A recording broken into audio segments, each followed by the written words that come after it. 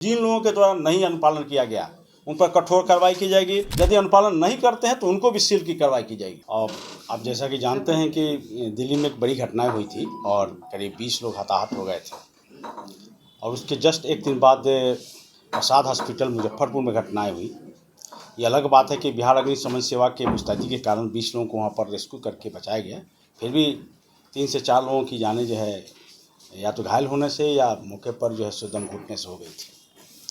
उसकी गंभीरता को देखते हुए और आम जनों की सुरक्षा के किसी भी कीमत पर समझौता नहीं करने के उद्देश्य से हमारे महानिदेशक से महासमष्टा महोदय के स्तर से बहुत ही सख्ती बरती गई है और एक अभियान चलाकर वैसे जो भी होटल हैं या हॉस्पिटल हैं जिनके स्तर से अनुपालन सुनिश्चित नहीं किया गया है उनके विरुद्ध कठोर अनुशासनिक कार्रवाई, कठोर जो वैधानिक कार्रवाई की जाएगी।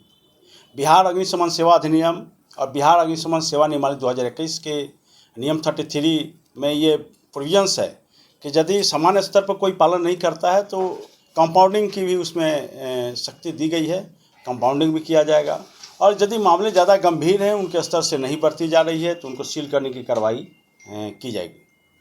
वर्तमान में हम लोगों ने जो 2 दिनों के अंदर करीब 60 से 70 हॉस्पिटल और होटल का ऑडिट किया गया है। ऑडिट तो पहले ही किया गया था, इनके अनुपालन के स्टेटस को देखा गया है कि ये वाकई में अनुपालन कर रहे हैं या नहीं कर रहे हैं। ऐसी स्थिति में जो इनमें फॉल्ट पाई गई है जिन लोगों को, उनको मैक्सिमम हम लोग 7 दिन का मोहर देकर उनको सील की कार्रवाई की जा रही है। उदाहरण के तौर पर कुणाल होटल है, जैसे उसके दौरान अनुपालन नहीं किया गया। फोर्ड होटल था लेकिन उन्होंने अनुपालन कर लिया है। और 4 जो है हॉस्पिटल है जो काफ़ी क्रिटिकल हम लोगों ने पाया है इसमें, जिसमें एक एडवांस पटना सेंट्रल हॉस्पिटल है, दूसरा आरोग्य वर्धन हॉस्पिटल है और पनास हॉस्पिटल श्याम शांति है और Shyam trust and research hospital है। ये सब जो हॉस्पिटल हैं ये जो मापदंड है वो मापदंड के हिसाब से पालन नहीं कर रहा।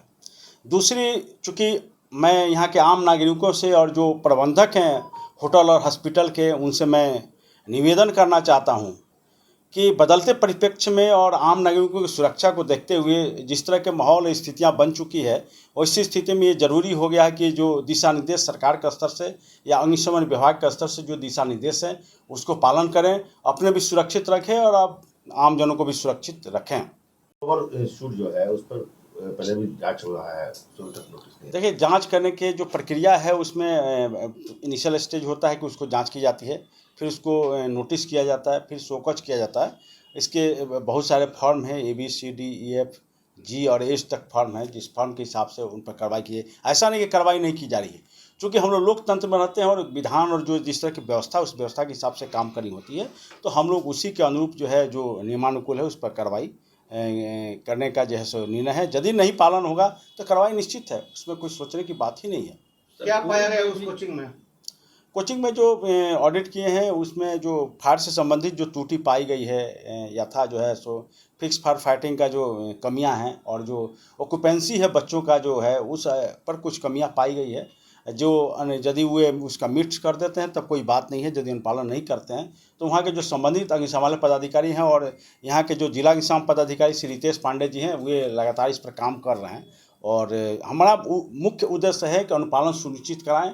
मुझे ये नहीं, हम लोग का उद्देश्य ये नहीं है कि किसी प्रकार की कोई ट्रबल डालें। हम लोग का मुख्य उद्देश्य है कि अनुपालन किया जाए ताकि आम जनों की क्षति को रोका जा सके।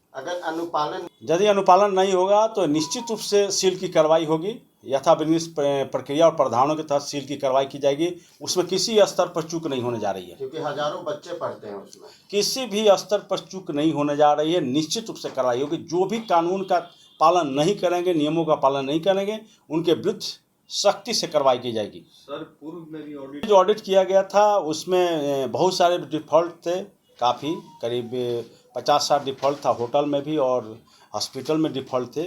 उसमें से लगभग 99% लोगों ने अनुपालन के लिए इसी कार्रवाई के कारण, कठोर कार्रवाई के कारण उन लोगों ने लगाया। उसने ओवरहेड वाटर टैंक लगाया, अंडरग्राउंड वाटर टैंक लगाया, हॉजिल लगाया, हॉज पाइप लगाई, सब चीज़ें की उन्होंने। जैसे फोर्ड हॉस्पिटल उसने कराया, जैसे आप देखेंगे पाटलिपुत्रा में जो ये था होटल था उसने भी कराया, सगुना मोड़ के पास जो हॉस्पिटल था उसने भी कराई। तो उसकी प्रभाव पड़ी आपके मीडिया बंधुओं के जो इसने आप लोग सूचना प्रसारित किए, जो आम जनों तक गया और उनके पास भी गया कि सरकार इस स्तर पर काफ़ी सख्त है विभाग जो है इसमें किसी भी स्थिति में छूट नहीं देने वाली है, तो इसका बहुत बड़ा लाभ हुआ और 99% लोगों ने इसे कर लिया। 4-5 जो डिफॉल्टर थे जिनका मैं अभी नाम भी ले रहा हूँ, उनको हम लोग सील के कार्रवाई बहुत ऊपर तक चली गई है, 2-3 दिनों के अंदर कार्रवाई हो जाएगी। अभी कम से कम 5 प्रतिष्ठान के सील करने की प्रक्रिया शुरू की है, मतलब वे बिल्कुल सील करने के योग्य हो चुके हैं, उनको सील करना पड़ेगा क्योंकि उनके स्तर से कई रिमाइंडर स्मार्ट देने के बाद भी उनके स्तर से पालन नहीं किया गया है, तो सील करने की कार्रवाई की जाएगी। ये सभी हॉस्पिटल अभी मैंने हॉस्पिटल बताया और होटल में बताया, जैसे कुणाल होटल है और कई होटल्स हैं जो नहीं पालन करें। वो डिस्ट्रिक्ट कमांडेंट्स जो पटना के जिला निशान पदाधिकारी उनको लिस्टिंग दी गई है, वो नोटिस भी दिए हुए हैं और उनके जो पूरे टीम है पूरा अभियान चलाकर रात दिन लोग काम कर रहे हैं। तो किसी आपके माध्यम से ये मैसेज मैं फ्लैश करना चाहता हूँ कि जिन लोगों के द्वारा नहीं अनुपालन किया गया उन पर कठोर कार्रवाई की जाएगी और जिनका ऑडिट नहीं भी हुआ है, यदि वो बहुत सीरियस है मैटर, तो उनकी भी ऑडिट करके 7 दिनों का हम लोग मोहलत उनको देंगे। यदि गंभीर मामले है तो 7 दिनों का, यदि बहुत गंभीर नहीं तो 14 दिनों के अंदर अनुपालन करना होगा। यदि अनुपालन नहीं करते हैं तो उनको भी सील की कार्रवाई की जाएगी।